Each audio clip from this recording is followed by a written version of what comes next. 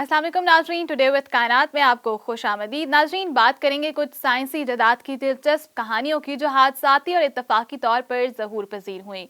कुछ ऐसी इजादात अगर ना होती तो दिन में रोशनी का ना पता चलता, और ऐसी कौन सी इजादात हैं जो इत्तफाकन पेश आई हैं, आइए उनके बारे में देखते हैं कि वो कौन सी हैं।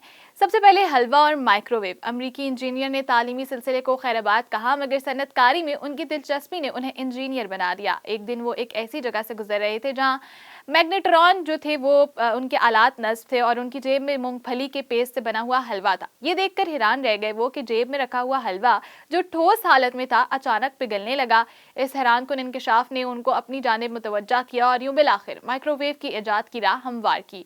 उन्होंने तजर्बे को मजीद आगे बढ़ाने के लिए मकई के दानों को उस मैग्नेटिक रेस के करीब किया, और जब करीब किया तो उसमें से एक आवाज आई और मकई के दानों की शक्ल इख्तियार करके एक पॉपकॉर्न बन गया।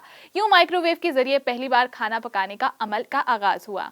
दुनिया की पहली एंटीबायोटिक डॉक्टर अलेक्जेंडर फ्लेमिंग का जिक्र यहाँ पर करना भी जाना होगा, जो 28 सितंबर 1928 को अपनी छुट्टियां गुजार के वतन वापस लौटी तो उन्होंने देखा कि एक लेबॉर्ट्री में जहां वो मुख्तलिफ नौइयत के बैक्टीरियाज पर तहकीक कर रहे थे कि हालत इंतहाई खराब हो चुकी है।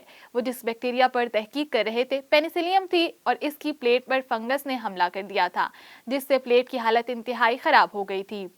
डॉक्टर फ्लेमिंग ने हर तरफ से फंगस लगी इस प्लेट का तज्जिया करने के लिए सोचा और तजर्बा किया तो ताकतवर खुर्दबीन के जरिए जांचने लगे। इसका जो नतीजा बरामद हुआ, इससे दुनियाई तिब में एक ऐसा इनकलाब बर्पा हुआ जिसने तिब्बी शोबे की तारीख बदल डाली। डॉक्टर फ्लेमिंग ने खुर्दबीन के जरिए जो मुशाहिदा किया वो अपनी नौइयत का एक ऐसा पहला वाकया था। उन्होंने देखा कि फंगस ने नुकसानदेह बैक्टीरिया को बढ़ने से रोका और इसे फैलने नहीं दिया। इस तरह उन्होंने दुनिया की पहली एंटीबायोटिक तैयार कर ली।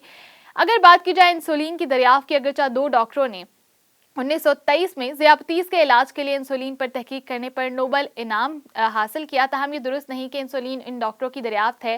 दरअसल इस कहानी के आगाज का सहारा 1999 में जर्मनी के डॉक्टरों ने किया, और जिन्होंने एक सेहतमंद कुत्ते पर अपना तजर्बा किया, जिसमें उन्होंने कुत्ते के लुबलिबे को निकाला, जिससे उन्हें देखना था कि हाजमे के निज़ाम में लुबलिबा जो होता है, कुत्ते का जो लुबलिबा है उसका क्या किरदार होता है। कुत्ते का लुबलिबा निकालने के चंद दिन बाद डॉक्टरों ने देखा कि कुत्ते के पेशाब पर मक्खियों का गुल जमा होना शुरू हो गया है, जिसके बायस उनके तजस्सुस में इजाफा हुआ। उन्होंने पेशाब का मुआयना किया ताकि ये मालूम हो सके कि मक्खियां क्यों पेशाब पर जमा हो रही हैं। पेशाब का मुआयना करने पर मालूम हुआ कि मक्खियां शुगर की रतूबत की वजह से इस पर जमा हो रही हैं, जिस पर डॉक्टरों ने लुबलिबे और ज़ियापतीस के दरमियान ताल्लुक को दरियाफ्त किया, क्योंकि जैसे ही कुत्ते के जिस्म से लुबलिबे को निकाला गया, इसके पेशाब में शुगर की मिकदार रतूबत की सूरत में जाहिर होने लगी।